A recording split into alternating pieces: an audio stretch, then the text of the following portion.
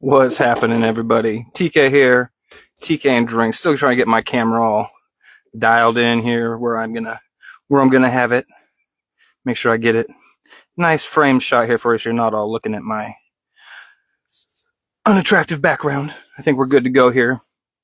So I'm TK. This is TK and Drinks. Tonight we are doing another Wednesday interview. It's gonna be a live interview tonight with the cats from Odin's Alchemy Brewing.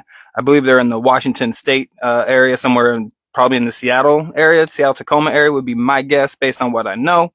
But yeah, so I'll be talking to Ryan and Al, the two owners over there tonight, and we'll be trying to catch as much information as we can about what they're doing, what they got going on, their styles, their just pretty much everything they got going on. So as soon as they be joining in, I will add them on, and we will go from there.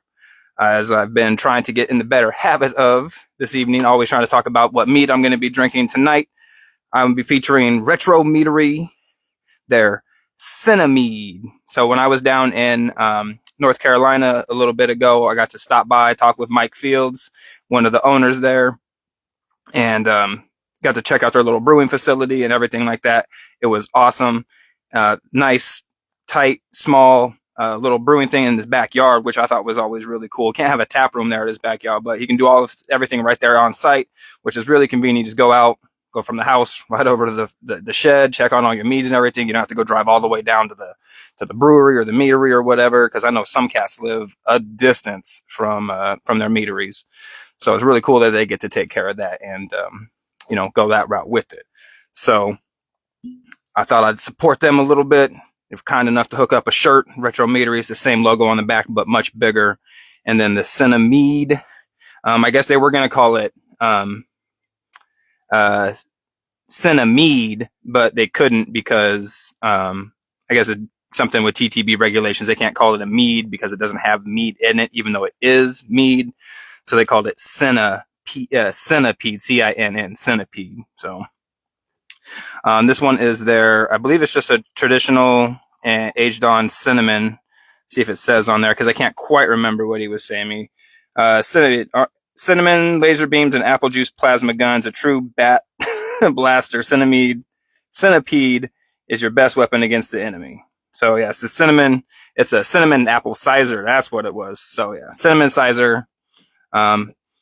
I had this, just opened it the other day, thought I'd let it breathe and everything before I got into it a little bit more.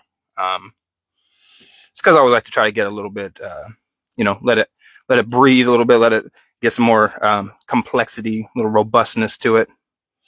There we go, some cats right there at Odin's Alchemy. So I'll go ahead and send them a request real quick.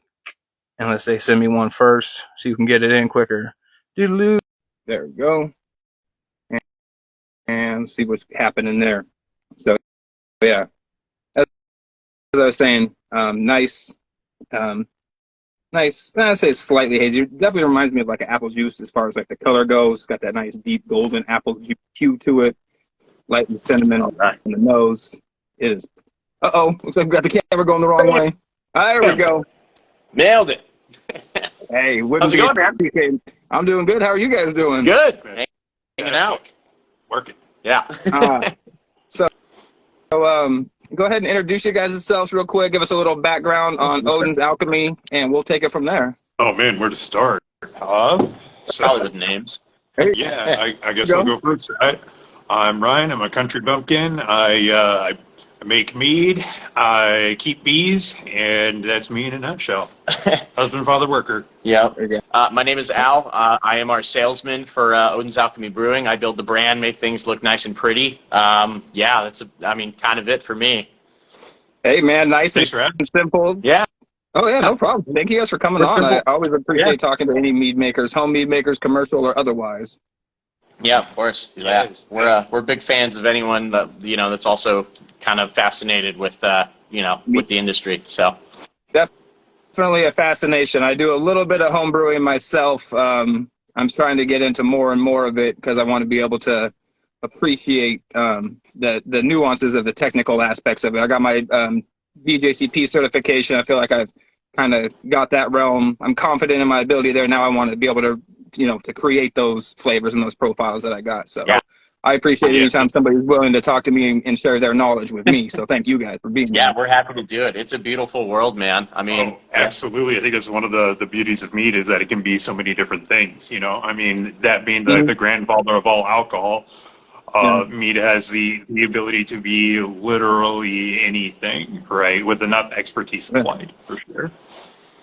Yeah, I agree 100%. So, where are you guys located at? Are you guys open commercially yet? Are you guys in the stages of opening? What's going on with all that? So there's so much ground to cover there. Originally we opened up in just a little 5x10 in Port Orchard. I mean, we were one of 4. As we learned from Mr. Oppengard, a gentleman who runs a very large meadery. Basically came out of the woodworks and was like, "Who are you guys?" And we're like, "We make mead." We're simple folk. Anyways, as it turned out, you can have a residential winery. That's a thing. It's just got to be separate from your house or whatever.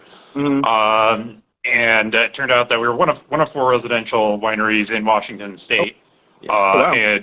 And apparently, according to some more experienced mead makers, a lot of red tape got cut for that to happen. We got really lucky on that one. We got really lucky. Yeah, people didn't believe us for a while. They were like, "Yeah, we're brewing in like a shed right now," and they're like, "There's no way. There's no way." We're like, "Yeah, the business license."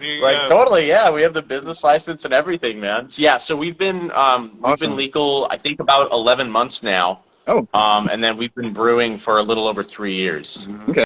Yeah. Okay. Go ahead. Oh yeah. So we ended up having to move from Port Orchard to Tumwater.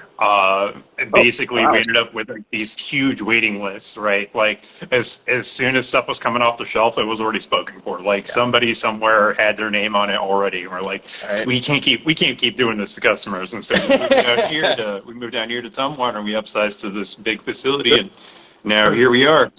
Yeah. Awesome. It's a good problem to have. When you have to upgrade, I think so. Oh, for sure. Yeah, no complaints from us. So you guys are doing. It sounds like you're doing a lot of like distribution and hitting up like the Ren Fair scenes and stuff like that. Oh no! Yeah. No. So we kind of took we're kind of I think we might be like a little eccentric when it comes to mead makers. We don't actually sell to like any stores like, Bevmo, Walmart, or anything like that. All of our sales are purely done at like markets, so farmers markets. We like to work local with the other people. We have had conversations with people from Ren Fair, people that run it, and they have asked if we'd be interested. It's absolutely one of those things that's like in the works. We'll get around to it one of these days. I think we're just trying to build rapport with the people right now, kind of so they know who we are. Just a quick question. Was that an apple crisp bang? Yeah. No, actually, it's a warhead. Yeah, it's really good too. Yeah, it tastes like a warhead. I like them. I think they're great. Legit. All right, so you guys have been open for 11 months now, selling mostly at markets. You've upgraded your guys' sales or your brewing space and everything like that. Mm-hmm. So, do you guys actually do any brewing, or are you guys solely mead makers, or how does that work with the naming? I know it's the wrong phrase when you hear the word brewing, you're thinking of beer, right? Sure. But I call it brewing because, what else do you call mead making, So anytime you tell someone that you're a mead maker, I think like they mishear it. I can't tell you how many people I've said, we're mead makers, and like, meat? How do you make meat? And so I think brewing was just one of those things that exactly. They're like then they're like, what's that? So I think like brewing was just one of the things that was settled on. They were like, brewing, you think of alcohol, close enough. Yeah. So. Yeah. So it's a solid marketing choice then. Yeah, it's worked out thus far. Yeah, I would say. So, people don't seem to mind. Oh, that's freaking rad. I like that. It's something that separates you guys from, the other meaderies out there. If you don't even have meadery in your name, that's definitely something. But, hey, I'm all here for it. Actually kind of surprised that the licensing people let you do something like that. As far Yeah. as It's funny that you bring that up. They were like, oh, so you guys make beer? And we're like, no, we make mead here. And they're like, how'd you get away with this? And we're like, we have no we idea. have no clue how it We have happened. no Like, idea. we don't know how we got the residential. We don't know how we got the name. The only thing that they ever catch us on, something that I think it's like where karma caught up with us is like on our labels for our mead, it'll say honey wine instead because they don't like.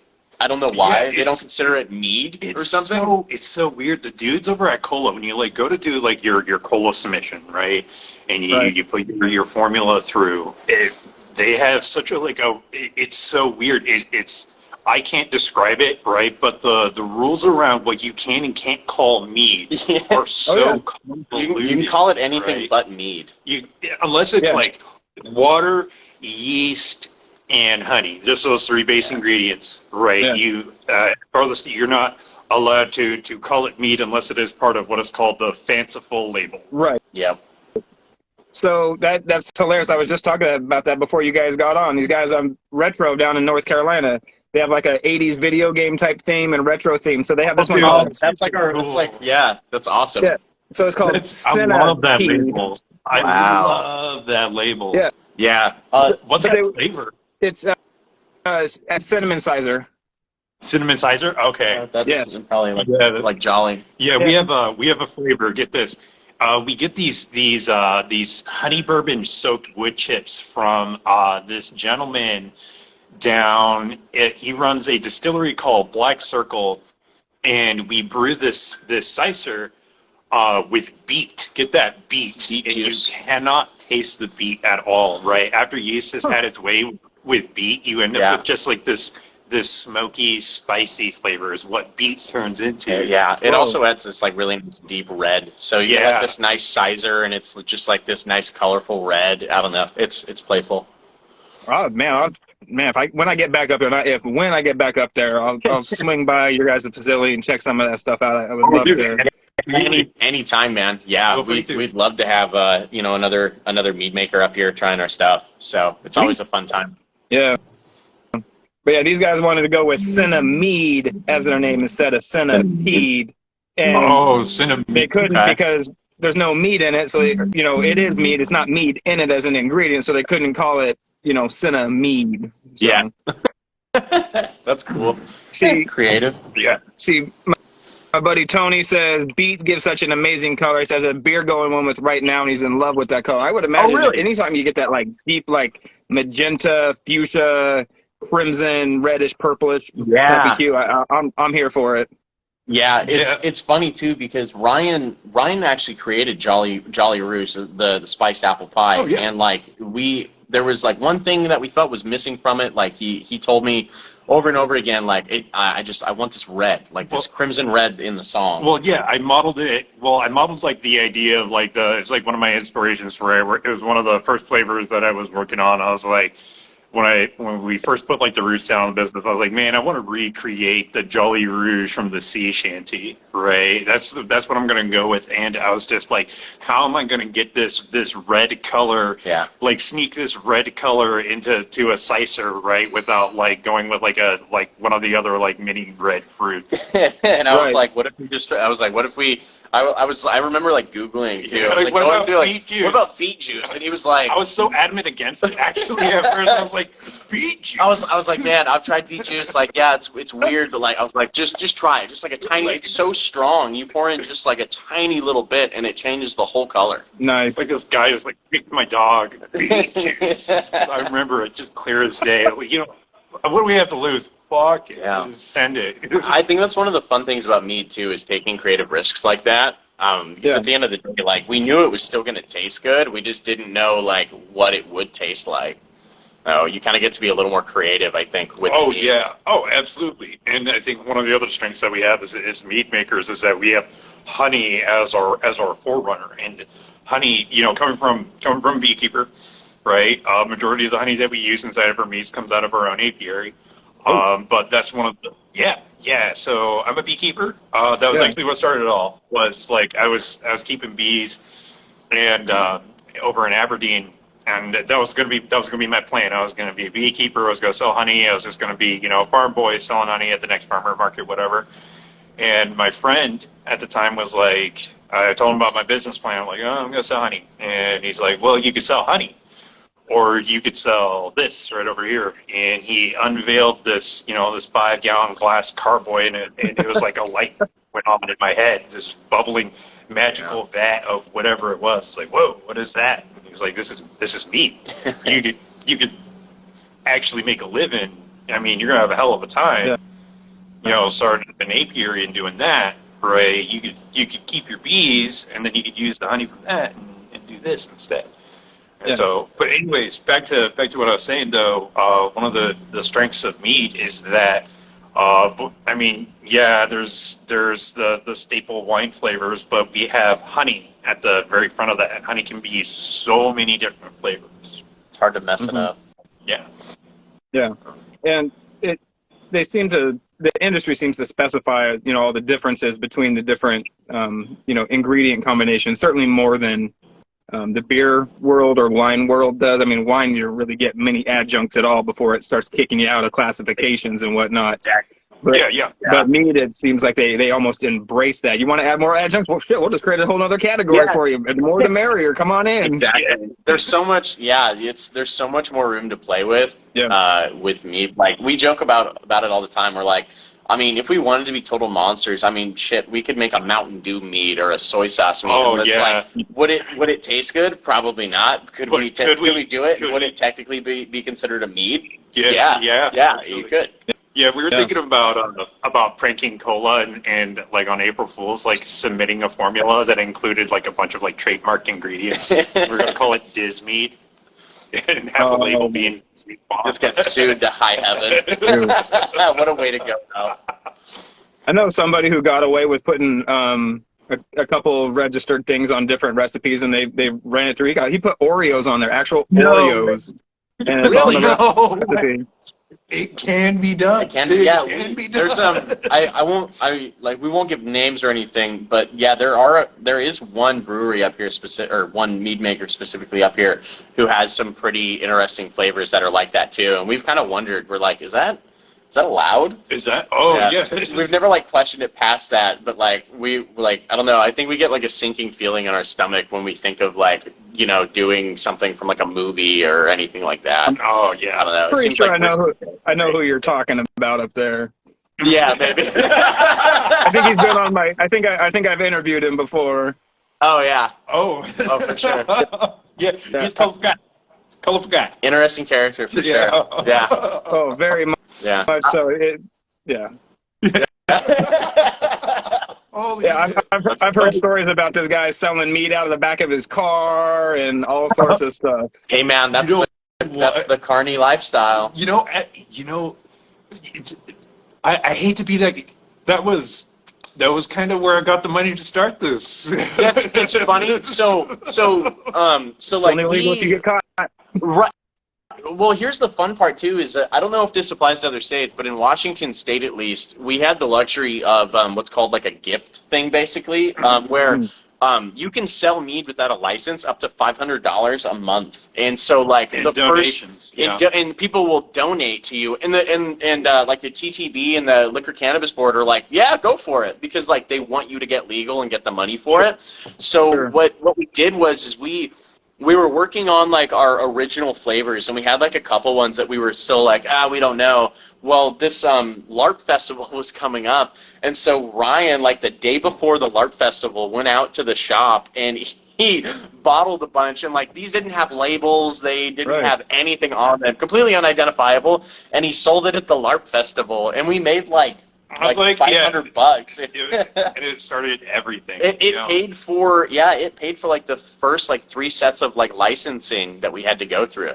Yeah. Solid. So yeah, we got lucky, I think. Yeah, I think, and I've talked to many different mead makers from all different parts of the country, and I think it basically comes down to like you were saying. I guess I kind of akin it to what you were saying with the you putting your brewery on your home winery type thing. if you don't know what you don't know, you don't know not to apply for it because you just do what you do.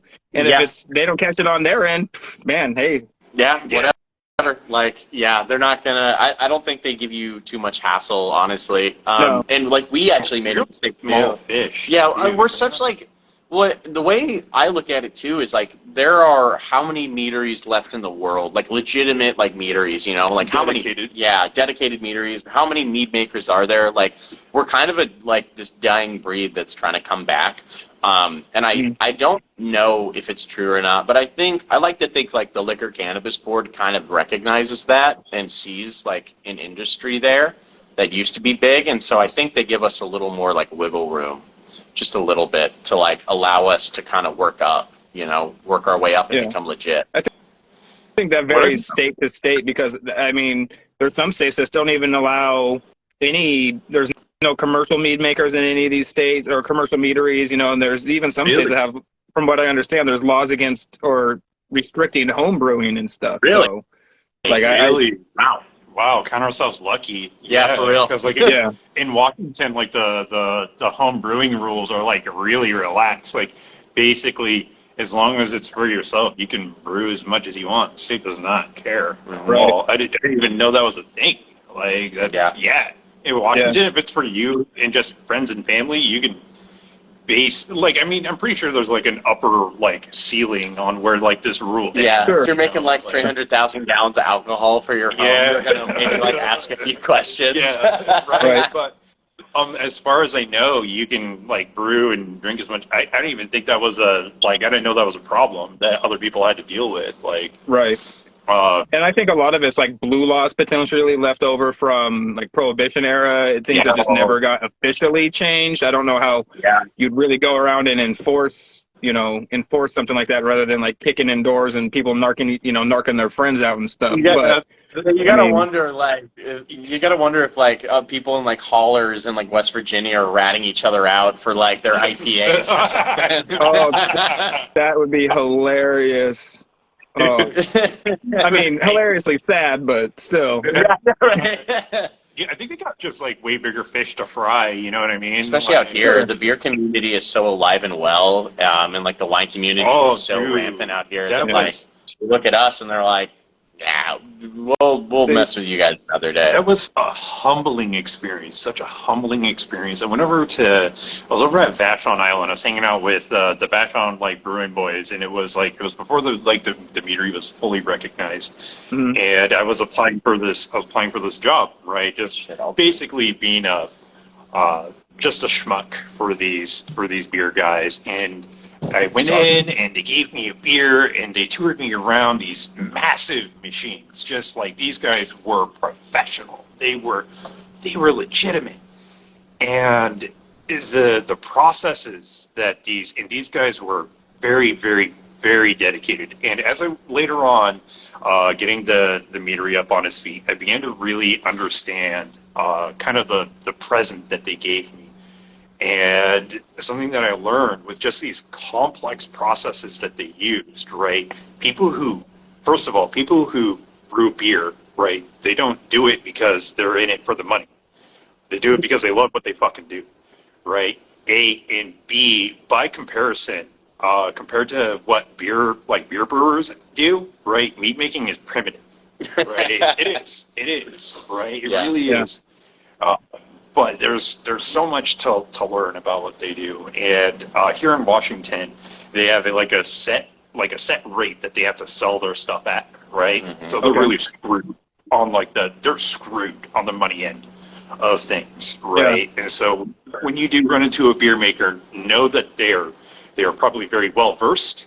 And they love what they do. Yeah, and they're not happy about what they're charging people. They're like, we wish it was cheaper too, man. They won't let us. Yeah, it's crazy, dude, crazy. Yeah, I can only imagine. It's been a long time since I lived in Washington for a regular set. Let me put it this way: the last time I lived there, you couldn't buy liquor in the grocery stores. So.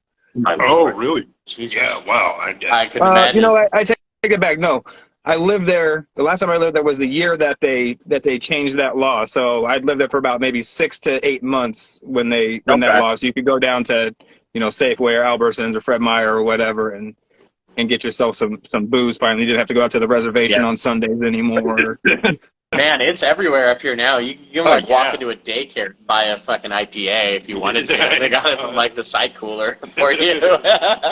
Dude, that's hilarious. I got a buddy out in Richmond, Virginia, that made an NA mead that was I don't know why he did it. He did it because he has a bunch of people ask, I guess, for NA meads and stuff like that. But that would be hilarious to see something like that at like a daycare or something. Yeah, here you go, is your little NA mead. Like he didn't nap today. We know it's going to be a rough night. You might need this. Parenting package. Yeah. Oh, that's hilarious. That's funny. So let's shift gears a little bit. Let's talk about your guys' style. So you guys have, or your theme, your message, your style of everything for the meadery. So you guys obviously are one of the Viking themed places. And the very few Viking places that sell meat. There's not, supernatural. We're so rare. Yeah, I guess according to like the label theming is this like things that are folklore, gods, deities, and monsters. Yeah, so right? that was kind of my beast. I just have a thing for like mythology. And Ryan originally came up with the name of Odin's Alchemy Brewing. I tossed around a few, and then he said that, and it was just perfect.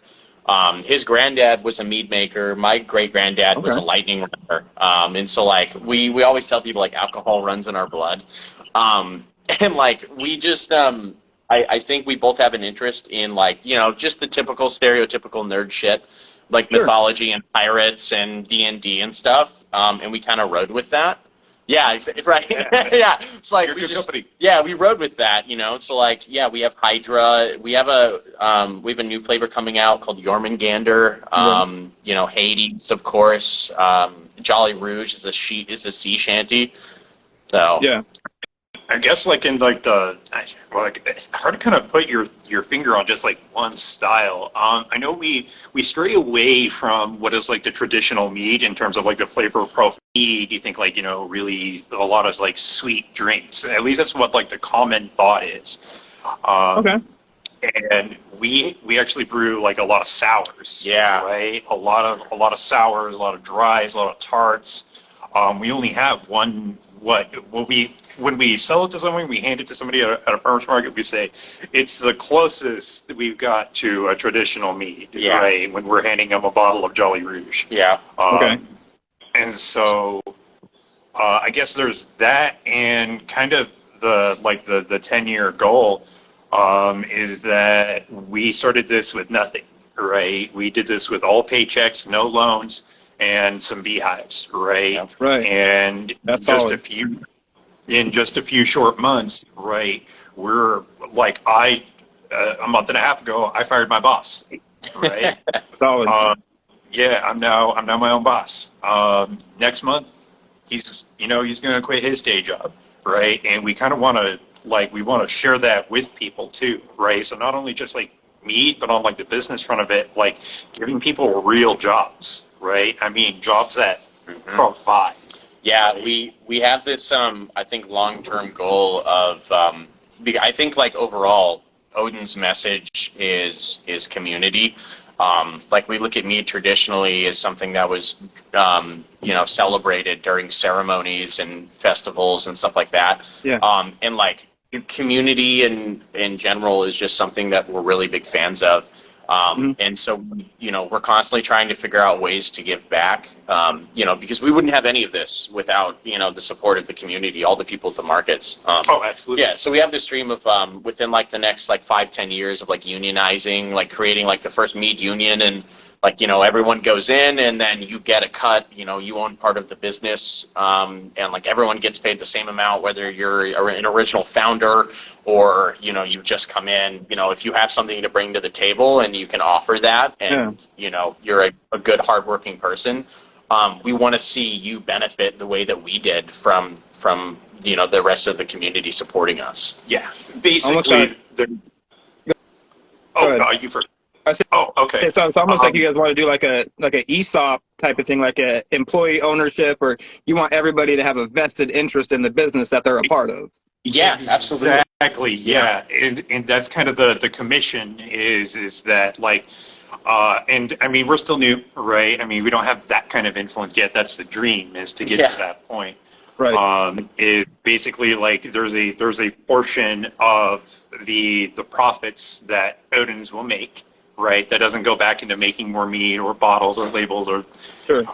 and that portion of the profit, right, will get distributed amongst the employees, right? And so that way, it's just like you were saying, that's about as inspirational as it gets. You know, everybody now has a stake in how well the business is doing, right, equally across the board. And I think people work a lot harder when they have a vested interest in what they're doing. You know, it's no longer I'm working for them; it's I'm working for myself. Even though we saw that. And we've seen that. Like we both, Ryan has worked as like a cement mason, a bricklayer, like all of these, you know, really hardworking jobs. And I was in the military, and then like I've worked as like a chef at a bunch of different places and stuff like that. And we both kind of like I think a couple of years ago hit this realization of like what are we building towards? Like working. Like I'm working here, and I see the owner of the person, you know, I see the owner benefiting and getting bigger and bigger and bigger, and I'm still getting paid the same amount. I'm still going home just as tired, and it was like, what the fuck's the point? What am I doing? Yeah, you know? What are we doing with ourselves? Like this isn't, you know, there's nothing fulfilling about it. No, you know? And like passion is one of those things that like has driven this business, and if we could, you know, share that kind of experience with other people and hype them up to want to be included in that, that'd be, you know, that would be awesome. That's the dream, right? Dude, and I think my favorite thing in the world about mead is 1 week, right? Not just like me up. Yeah. Skull. Oh man. 1 week somebody shows up and they're a first-time customer or whatever. Oh yeah. And they go to our sampling table and they try a bunch of different flavors, whatever. They walk away with 2 or 3 bottles, and then you know a week or 2 later they come back. And I think this is my favorite part about what we do, right? Is they come back and they tell me there's always some story. Right? Yes. They tell me about this. Hey man, I took this bottle and I went to my brother's wedding and we shared it and it was really, really, really good. Or is somebody, you know, they share around. There's always some story that people bring back to the table. And I think that's my favorite thing about what we do here is just hearing the experiences that people are sharing over a bottle of mead. Yeah. Over is something so simple, right? We don't create mead. We create nostalgia in a bottle. Yeah, exactly. Like it's such a weird novelty item, you know. Like people go to a market and they're like, "What the fuck is mead?" You know, it's like wine, and you know we die inside when we hear that, and we're like, "No, yes, but no." Yes, right. Come over and try a sample, and we'll kind of explain it and give them the rundown, and then they, you know, like Ryan said, they'll walk away with like a bottle or two. And then they come back and like, yeah, I tried this and like I mixed it with something, or I drank it straight, or I tried it lukewarm, or it aged for 3 months and it tasted completely different and even better. I gotta get some for the gifts. We had a lady show up at like maybe one of our first markets last summer, and her daughter-in-law was in the middle of giving birth, and she was at the market looking for a gift for her daughter or for her daughter-in-law and her son who were about to have a kid, and she bought one of our bottles not knowing what it was. And then I think it was the daughter-in-law came back a couple weeks later to talk with us about the mead that she had given. Yeah, and she was like, I can't drink right now, blah blah blah, but like my husband like loved it, and it was like it builds like this weird connection where everything kind of comes full circle, you know? Yes. I just love seeing that. It's so weird how we're all weirdly interconnected, and best of all, it's done by, or weirdest of all, it's done by alcohol of all things. Yeah.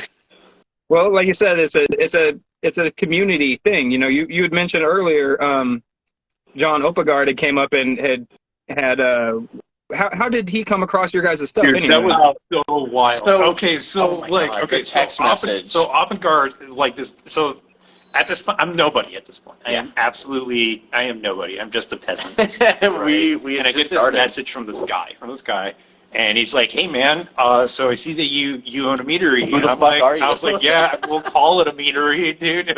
It's a shed." He's like, "That's awesome. Well, hey, I know a lot of people," and he's like, "You sure you don't know me?" And I'm like, I have no idea who you are, man. And I'm already like really skeptical to the point because we're in Port Orchard. It's right by Bremerton. There's a lot of weirdos who would come up and be like, "Oh, I make meat too," you know, and like they're like scratching their arm and stuff. You're like, "Yeah, cool guy." It's like, "Yeah, I make meat too. You want to come out and have a drink sometime?" And I'm like, "You know what? Screw it. I've got nothing going on. Me and my wife, we got nothing going on. Like, let's see what this guy is about." And you know, I thought it was like really weird in conversation. You know, he brought up like 3 or 4 times, like, "You sure you don't know me?" I'm like, "Yeah, I have no idea who you are." And we go to this. I forget the name of the bar. It was Black Ring, wasn't it? No, it wasn't Black Ring. It was a bar in Pulsbo, and I show up, and I'm looking for this guy I've never met before, and immediately I'm like, I know who I'm looking for. I just see this very Scandinavian man by a bar, and he's got a crowd of people around him. Just a crowd of people around him. Like, oh, this guy knows me. Oh, that's who this guy is. Oh, at Dunnigan's Irish Bar. Yeah, I think in Gig Harbor. Yeah, he's in Gig Harbor. Yeah. Yeah, John says it. Oh, that's I was like, oh, yes. So, that's crazy how you just knew that.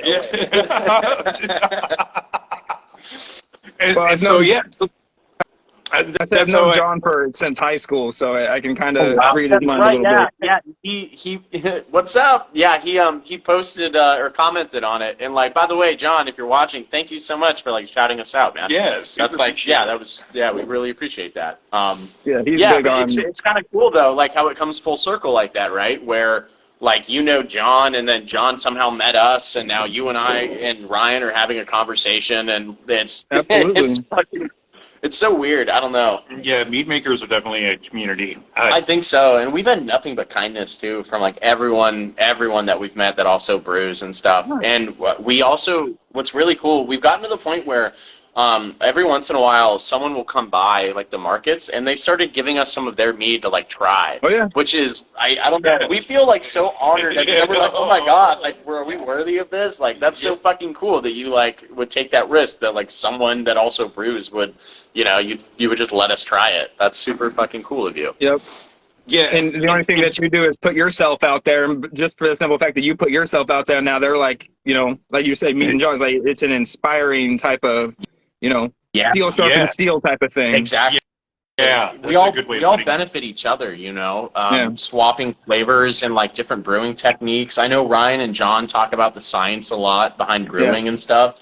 You know, it's a really helpful community. I don't know if other like, you know, like beer and winemakers and stuff are like that, but like it's at least in mead making. In my experience, every time I go and I talk to like another winemaker, like a winemaker, not a mead maker, a winemaker. Something I've heard. It's different, damn it. So like before I knew any other mead makers, I was kind of like trying to figure out like how do I get this ship to fly? How do I do it? And whenever I go and I would talk to other winemakers, it was always like they had this like deer in the headlight sort of syndrome, right? It was like a lot of them didn't know like what mead was. Like, are you like an agent from the state? Like, are you here to steal my secrets? And it was like, and that's what I got everywhere I went when I was trying to like, hey, I'm just trying to like start up, and it was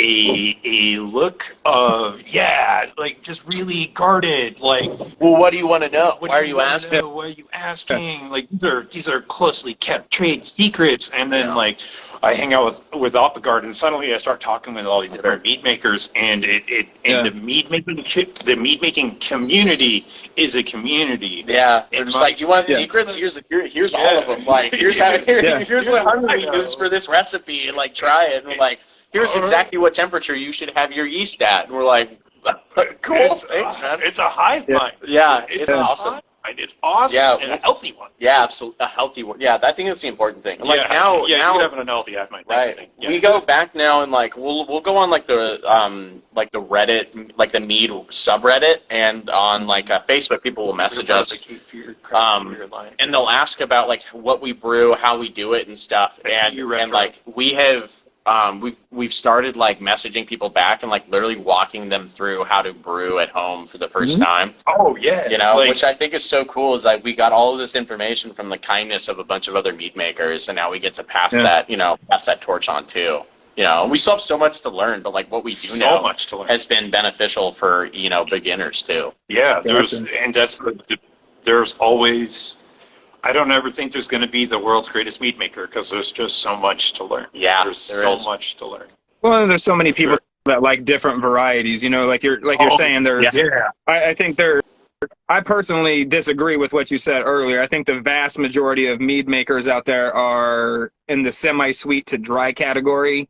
Everybody's like, there's so many mead makers that make sweet and cloying stuff, and I mean, they're definitely out there.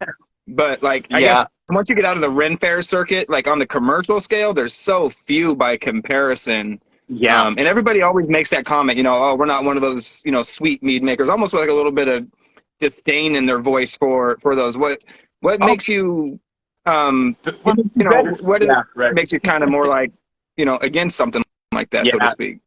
Yeah, we wonder where it comes from. See, and maybe that's just the narrow. That's just what you get when you look through the paper too. Sure. That was the assumption that I had.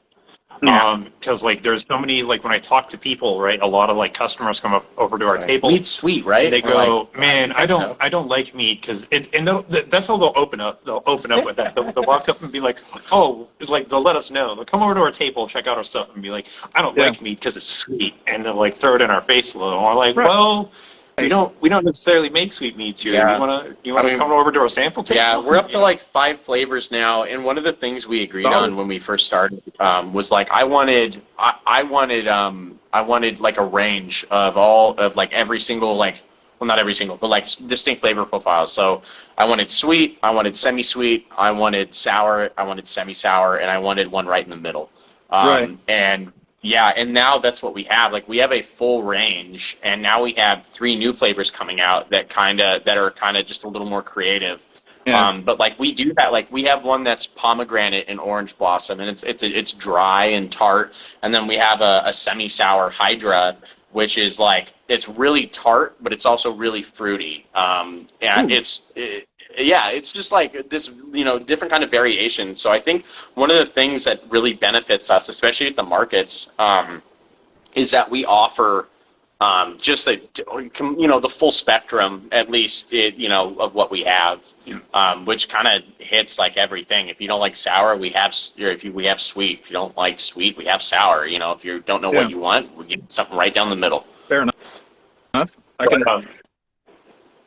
But back to what you were saying, though, because like so many different customers that come up and be like, oh, well, mead, I don't like mead because it's sweet. Or like it began to like make a little bit of like this assumption. I'm like, okay, so mead is commonly sweet. So, gotcha. No, and I feel that comes in my short experience in the mead world. It comes from it just comes from a place of myth and false knowledge, just bad things being practiced, bad information being passed around. I think the Reddit group and the Facebook forums and whatnot, Facebook groups, are a double-edged sword. You can get some like really great information from there, and you can get some really stubborn, hard-headed people that are dead set on propagating false, bad, terrible practices. You know what throws me off about the Facebook page is they had raisins to everything, and like I wasn't expecting that, but like everyone on the Facebook mead page, they all add raisins to everything. Well, there was a reason for that, right? I know that. I mean, just in like the mass amount, everyone does it. Fermate R. No. Say again. Fermate R. Yeah. Fermate R, yeah. I think it just falls in line to like what you're saying about like kind of that collective hive mind of like one person's doing it and they pass it on and then everyone's doing it whether they know why or not. I think it kind of the stereotype of it being sweet, same thing. Yeah. misinformation. I had to step away. Because I'm starting to get in arguments with people, and I'm like, this isn't what this is supposed to be. I'm not supposed to be in here trying to correct people's bad behavior. I mean, I'm trying to advocate for the product as best I can, but it's not my job to try to correct people's, misinformation. I would really sit there and like to, but people aren't coming when they're in there with that. They're not coming from a place of trying to be educated. They're coming from a place of I'm right and you're wrong and here's why. Yeah. Contrarian. Yeah. Exactly. People just trying to be right. We've had a few people like that at the markets, and we always just meet it with we meet it the same way you would with someone on the internet. We're just like, all right, man, that's fine. It's funny too because prime example of contrarian. There was somebody, they came up and they bought a bottle of our Jolly Rouge, and this Jolly Rouge was a little special because it was a 2 year age. Yeah, it was it was sitting on a shelf for 2 years, right? Nice.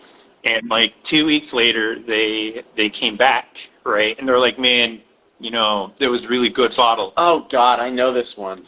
But you could have aged it an extra couple weeks. This guy looked at me. This guy looked me in the eyes and said, "Yeah, my friend tried it, and he says that he's tried a ton of different meat." And I swear to God, same tone of voice and everything.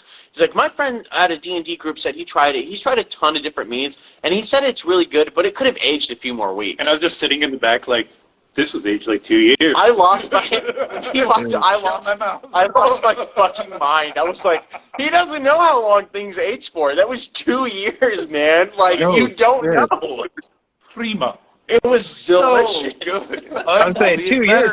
Age had to be smooth and velvety and fucking beautiful. This is one of them. This is the last bottle from that batch. Yeah. Actually, just living that. Yeah, just a couple more weeks would have made the 2 year age a little better, and we're like, all right, man. How somebody's ego can bring them to a level where they can just immediately come to argue with you, even if you're trying to be helpful with the information that you're meat presenting. slap. Right. Fucking neckbeard motherfuckers. Right, exactly. We're like, dude, what the fuck are you about right now? This is something for a bunch of nerds and stuff. Do you really want to be an outcast from the group from nerds? Because if they don't like you, I don't know who will. This is the hill you want to die on. Right. Oh my God, that's so funny. Yeah, allow yourself to enjoy something. I feel like people limit themselves so much because they want the negative attention, and we're like, dude, we're two Scandinavian dudes that just brew and sell all day. We're super simple people. We're not out to make something that changes your entire scope of understanding of something, but we're trying to give you consistency and quality. Yeah.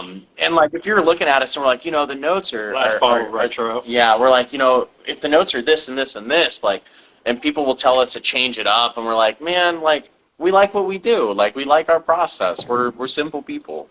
Can't make a million people happy. No, exactly. It's all good though. That's good. Yeah. Yeah, you go crazy trying to make all the people happy all the time, and the only person that end up being most unhappy is you.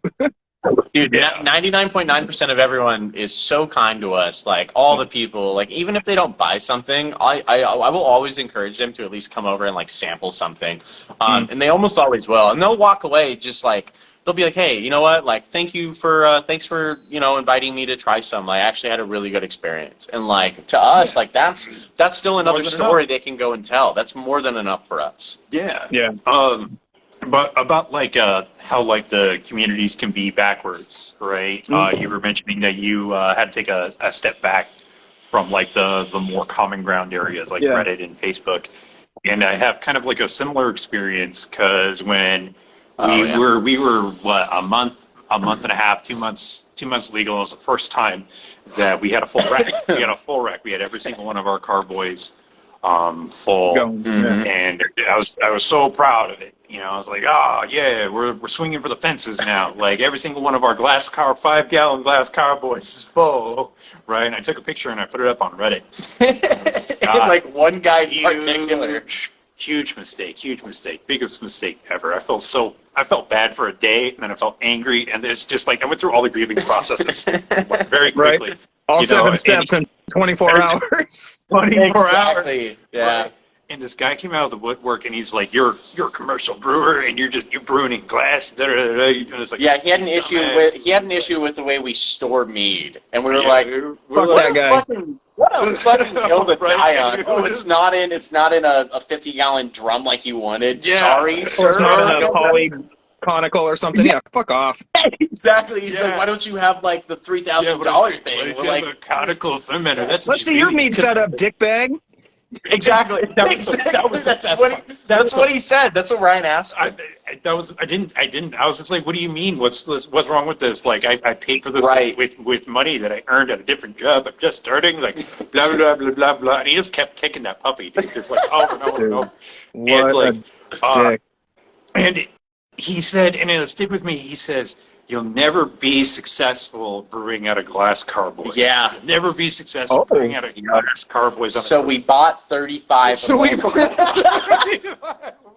right, and here we are, and a month, Yeah. a month and a half ago. Fuck him, man. Yeah, Yeah. fuck that guy. And like with those 35 carboys, they got us through 2 months of the first ever farmers market season for us. Nice. It got us all the way down here to Tumwater. It got us rent. Got us upgrades to Spadels. Like A fruit press. yeah. A real fruit So press. to that guy on Reddit, man, like fuck whatever you're brewing it, man. I hope it's good for you. Hell yeah, I'd be all for that retro. Hell yeah, I'd be all for that. Yeah, those We'll guys go. down at Retro Meter are some good cats. I haven't met one of the guys, but I met Mike. And, Oh, hell yeah. Yeah, they're some cool cats, man. I think that they would really get a kick out of what you guys are doing up there. For sure. Um, Yeah, retro. Like, feel free to message us on Facebook or Instagram. Like, I'll respond to you guys. We'll set something up. Yeah, I don't know how but yeah. how often you guys are down in North Carolina, but Hey, you know, We'll make it work. One day we'll be Fucking able right. to take a flight to somewhere and write Yeah. it off as a business expense. Exactly. Another meter. Yeah, That's I fucking want rad. to start. I want to That'd start be so touring and go into like competitions and stuff within like the next year. I think it'd be fun. I'm It gonna is leave that so to hard, you. like- That'll be me. I want to Yeah. live. I want to be in my shop brewing mead and playing with my science and my yeast and yeah. and calling it a day. I work. Yeah. At the end of the day, I am a worker. I am a laborer and a worker. People Yeah. are not my forte. Science and booze. Yeah, That's me. science and booze, man. So you're the back of the house guy, and then you're the front of the house guy.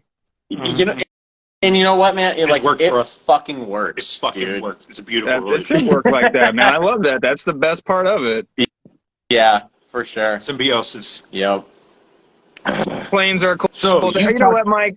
You know, I don't need your smart attitude, Mike. I know about airplanes. Okay, I used to work at aerospace. You're like, I'm smart. Yeah. So, I'm smart. SMRT, smart. you have interviewed probably at this point, I can only imagine, hundreds of meaderies, right? I would say dozens. If I've been Dozens. close to 100, I'd say between 75 and 100 maybe Yeah. at this point. 75 and 100? Okay. Yeah. So from your perspective, is there something that meaderies have in common, or people who make mead, do they have in common? Is there like a key characteristic from your perspective? Like, what if there is at all, or are we all so different you can't really put a label on that? I'd like to think that initially I thought that all mead makers were like super eccentric, kind of recluse people, you know, but it's not always the case. I think I'd say the one thing that, and now to be fair, I don't know a lot of home brewers, but as far as mildly autistic weirdos, yeah, it certainly fits a lot more people than it doesn't. Right here, man. I get it. The boot fucking fits. Yeah. Right. I would say most mead makers are just really, again, most mead makers, the most common bond is that everybody's really just passionate about what they're doing, and nobody's getting in it to, you know, try to get rich. There's a handful of people that got in it. You can kind of tell for like the money aspect of it, secondary market pushes and bullshit like that. But the vast majority of people that I've talked to said, you know, not necessarily verbatim, but in a roundabout way, the same thing that you said was, we're here to do this. I like this. I want to make it and share it with the community. I want to be a part of the community. I want to support my community. And that, I would say, is the most common bond, is most mead makers are probably some of the most genuine people that I've met. They just are, you know, want to be are about their doing things people. for the sake of doing them and for the nobility, the honor, and just the enjoyment of them. Yeah. And all the money stuff comes second. Yeah, Yeah. the money stuff for me is like if I can share that with other people. That's the point I want to be. I want to be able to like Sure. give people like real meaningful jobs, Yeah. and it's just like you say, it is like a secondary trait. It's like it's there in the background. Yeah. So, Yeah, that's such a cool that's such a like cool common Flattering. trait, like I think to like know, I don't know. Yeah. I appreciate knowing that information that everyone's kind of most people are like in it that. for the Yeah. right thing. Yeah. Because definitely, trust me, there's some clowns out there that are. I mean, they may have had noble intentions initially, but everything they're doing now is We know a couple. Yeah, we know. from the outside very self-serving. Yeah, for sure. It, I mean, you get it in every industry, and it especially being such happens. a small community. I mean, there's probably Yeah. I would say roughly around 600 commercial mead makers, and that's not very many people. I mean, 600, that's less than my class size in freaking high school. I mean, Yeah, we man, it's knew, tiny. like, everybody knows everybody. Yeah. Last time I checked, there was 244 dedicated meaderies. They're like, as in like they're only mead. They just make mead. Sure. There's no difference in that line, and like they don't like do a little bit of wine making, a little bit of like liquor over here, Right. like dedicated meadery, right? But those numbers could also be skewed. So, and I haven't checked in a while. So. Yeah, I think on my Unicorns Google Maps either, right now I have like 250, 260 something pinned, but not all of them are meaderies exclusively. Some of them are breweries, and not all of them are in the U.S. Some of them are in Canada and other places around the world. But, I would say, 600 meaderies, so to speak. When everybody says that, and I think that was a number that was reported by the AMMA. So I don't know where they got that information from, and maybe they somehow got a list of registered names from like the TTB or something. I mean, I really don't know. Oh, got you. But I would say personally 250 to 350 sounds much closer to what I can legitimately see. Yeah. That's such a crazy fucking number to think about, man. Like, I don't know. Every time it's so surreal being like part of such a small and like genuine community. That's like 8 to a state, maybe. Yeah, right. 8 or 9 to a state. No wonder there's such a. Not even. I mean, there's 8 or 9 to a state is being super generous. It'd be around. I mean, maybe 5. maybe on an average, but I mean, like Washington covers 46 at that average probably like 4 or 5 states. I mean, there's some states like Alabama. I don't think Alabama or like Nebraska. Neither of those states have a single meadery. What a shame. I think Arkansas, I think, has like 2. Mississippi has 1, maybe. But then you get states like California, Washington, Arizona has probably more than half a dozen at this point. Florida's got a much. So there's bastions around the country, and you can tell really which states really encourage, like you were saying, how Washington, the alcohol cannabis board or whatever it is, the liquor cannabis board, they encourage and they try to propagate a healthy alcohol community. Other states, they, like I said, it seems like it's blue laws left over from Prohibition era. I mean, I guess they weren't technically blue laws then, but just leftover Prohibition era laws that nobody cares about. Yeah, I mean, the population of people in the state that are trying to do something like that on a commercial scale just isn't enough to warrant, unfortunately, change in legislature. And I've talked to several mead makers that have tried to change laws in their states. And it's just across various types of laws. And it's literally an act of fucking Congress, state Congress, but it's an act of Congress. Can you imagine just going up to Congress and being like, "Ladies and gentlemen, I'd like to make more alcohol in my state, please." And they're like, "What the fuck is this guy doing? Get out of here!" Well, it's not even. I mean, it's not even that either. Like there was one guy in Illinois, Brian, at Unpossible Mead. Yeah. There was a law in the state where it was you couldn't sell your mead. I'm pretty sure I got this right. You couldn't sell your mead at other people's tap rooms, but you could sell beer at other people's, like you could sell mead at breweries, but breweries couldn't sell beer at meaderies. It was this whole thing where there was like That's It was all fucked up. I'd have to go back and see what it was. But basically, he got tied up with one of the state congressmen, and he helped him write this bill and proposal and everything, and got it pushed up, and ended up getting pushed aside. But they basically did like a ride along with another bill and kind of jimmied it in parts of it, that worked, and it ended up being a whole thing. But yeah, there's been tons of people. He got parts of it changed, and he got stuff to happen, not exactly everything that he wanted, but he moved the dial a little bit, which is, the ultimate goal. If you can even, swing the bat and hit the ball a little bit, that's a win. Yeah, absolutely. With oh my gosh, with just how crazy and just complex I don't even want to. It's a headache to even fucking think about. Right. Oh All right. my God. That's impressive. We're getting close to the end here, and I got two things that I gotta bring up. I was told by John I needed to at least fill you guys in on one story from when our very adolescent drinking days. Oh yes, I'm all ears.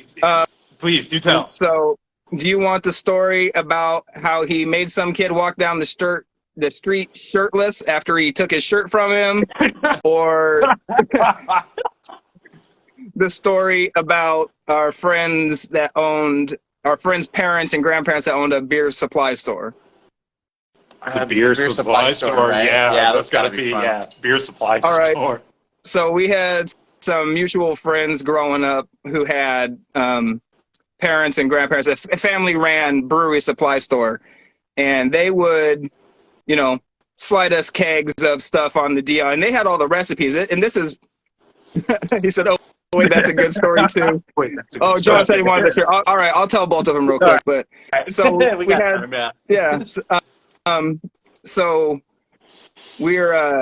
got this mutual friend. Their parents own the brewery supply store, and they have all the recipes to make clones of all these beers. And this is back in the late '90s, early 2000s, because I graduated in '01. I think John was a year behind me. So we were all buying, getting kegs from the friend and everything like that, and ended up having a party one time at a friend's house. And at the end of the party, they had this the keg was probably 2/3 full. Ended up bringing this thing out to the driveway, underage, driving out and basically selling cups to people that are walking by and driving by and whatnot. And dude, just trying to empty this freaking keg. It was fuck lemonade. Oh no! Oh no! Oh, there we go. Now we're good. We're good. Yeah, it's fine. We're live. So they're selling us all this beer or giving away. I think they were giving it away out in the driveway of this house in the middle of the neighborhood. And that was a fairly regular thing, which was kind of funny. They upgraded from lemonade and started making a profit, man. But I mean, when other kids, we're talking, high school kids. What are those most high school kids drinking? Budweiser, Miller, whatever they can get their hands on. Yeah, we're drinking Newcastle nut brown ales and Guinness clones. It was free. It was free. I didn't think they were selling. I don't know why I said. I think, but they were giving it away for free. Get fucked up.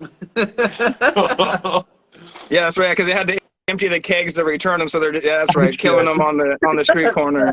That's a good way to solve that problem, honestly. Yeah. Oh yeah. That's awesome. So the shirtless kid story. So John and our buddy, so the first craft beer that we were all drinking back then, these guys even turned me on to it because I was drinking Guinness, but they were drinking Pete's Wicked Ale. I don't know if you ever heard of that or remember. I don't. Yeah, okay. So we were drinking that stuff, and then it switched over to Deschutes Black Butte Porter and Obsidian Stout. Yep. So John and our buddy Micah are driving down the street one day up in Bonnie Lake, Washington, if you know where that's at. Yeah. They're driving down. They're pretty sure it was driving down 410, and they see a kid walking down the street. Right, this guy walking down the street in a Black Butte Porter shirt with the logo on it and everything. John has Micah pull over off to the side of the road or whatever, and he's like, "Hey man, I really like your shirt. I want your shirt. I'll give you $20." And I think it was $20 and whatever he had on him, something. And the guy's like, "Okay, but what about? Can I have your shirt?" He's like, "No, man, that's not the deal. The deal's the $20 for your shirt." He's like, "But I'm gonna be walking around without a shirt on, and I'm all hairy and stuff." He's like, hey man, $20 for the shirt or not? And the kid ended up giving him the shirt. You just let this kid walk down the street shirtless. And you still fucking went with it? Yeah. Kid He's took like, yeah, the Mike, money. all right. John wore that shirt for years. He may even have it in the back of his closet somewhere still. Oh But my yeah. God, John! If you have that, man, next time, like if we ever meet up, like you have to wear it or You have bring to- it out, man. You bring. This was like from 2000. It had to have been from like 2002, 2003 at the latest. It was It was like 12 miles from home. yeah. I knew it was a young kid. I don't remember it being him saying it was a guy. I'm pretty sure he remember saying it was a kid. Yeah, and the kid was like, "I got so far to walk." He's like, "Sorry, man. You want the money or you what?" Can you imagine the story that kid had to tell his parents coming home? He's like, this guy on the street paid me $20 to take my shirt off, and like kept going. Who is this mystery? That's awesome. I bet he felt so fucking cool though. I got $20. That's awesome. $20 way back then was probably a lot of money. Oh, that's right. Yeah, his mom worked at the bar. That's what it was. That's why he had the shirt, because his mom worked at a bar. Oh hell and yeah! That's how he got the shirt. Yeah. Fuck yeah. I mean, but this thing Full was circle. crisp. It wasn't like all washed and cracked and everything. The logo was pretty. Brand new shirt. That kid was like, "Mom, I don't know what happened. Like it just disappeared on How all me." the old vinyls used to look, like the bus seat. Yeah. That's what it looked. Oh, it was legit the way. Oh man, I got this light coming right in my eyes here. Yeah, it was legit the way he had set that up and got that kid got that shirt off that kid. But That's awesome. oh yeah. Shit. Yeah, actually, when I don't remember if I think it was when we lived together for a short period of time. I think we lived together for maybe somewhere between 6 months to a year, roughly. And he wasn't even 21 at the time, so I was out buying beer for the house. Yeah. You were the man. Yeah. You were the man. I was the first one in my friends group to turn 21, so there was a number of moments I was out, being the connect for everybody. Yeah. So I donated to Yeah. the guy. Yeah. It's a noble cause. That made you king Yeah, for for real. like a year. there was a handful of times when people did it for me when I was underage, so I figured I'd just return the favors. Like I kept a little tally book, and once I got to 16 or whatever it was, like, all right, I paid my karma back 1 for 1. I'm good. Pay your dues. Yeah. Pay your dues and buy some booze. I Yeah. always got given alcohol, like, and those moments are just like fleeting from many years. It's just like, I just happen to always be in like the right place at the right time, and just like booze always happen to land in my hand. Like, oh, thanks, here I am. Yeah. But Here it is. So there's one technically. One. Hold on. But- That's a question. Well, I remember you said that you had 2 things to cover. Were those the 2 things? And then I was going to ask you guys. I lost my rapid fire question sheet, but I was hoping you'd at least stick around for a minute and get some rapid fire questions. I got to call it inside the Mead Maker's studio. So ask some like rapid fire style off the top of the head questions, little finish the sentence questions, and sure, like man. people's like random thoughts and whatnot. Oh, Yeah. absolutely. Fuck Let's do it. Let's do it. All right, so we inside the Mead Maker's studio. What's the first thing you think about or do when you get up in the morning? Ooh. These are good questions. Shit. I think about like my whole schedule. So yeah, put on my boots. I think about So I think about eating food immediately. I'm hungry when I wake up. Yeah, I put on my boots and then I take a look at everything that like needs to happen. That's like number 1. I think about the meadery. Hot or cold? Hot. Cold. Toilet paper, hang over the front or drape over the Over. back? To the front. Beards are cool. Mullets are bad. Yep. Over the front. There's a cold yeah, I like that. I haven't heard that one yet. Yeah, that's a good way to put it. I haven't heard that one before, too. Mullets are bad. All right, you It's fucked got me him. up with that one. That's messed up.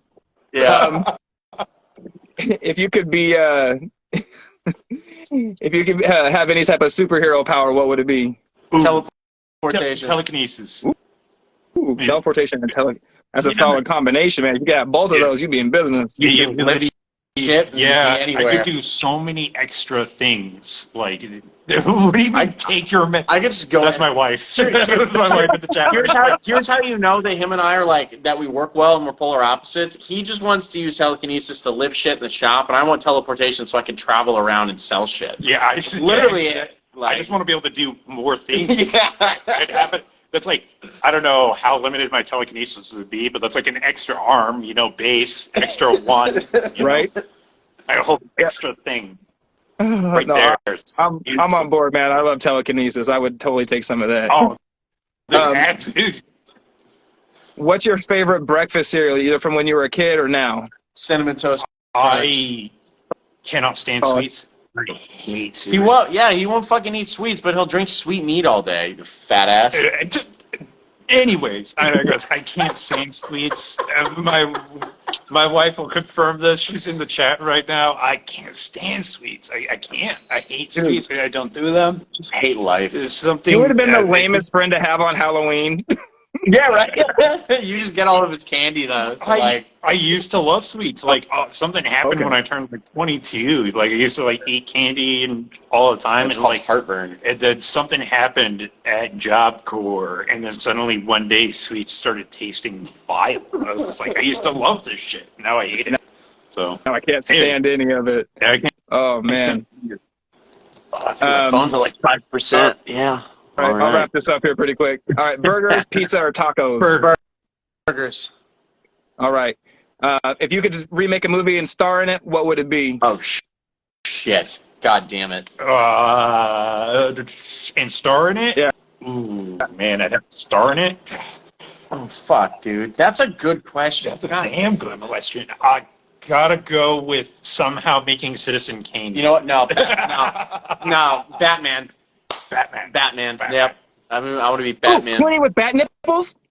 Yeah. Yes. 1999. George Clooney, man. Bat nipples. No. Bring him back. Yeah, not that Batman. No, that Batman. No, not Batman. This Batman. All right. If I wasn't a mead maker, I would be a Porn star.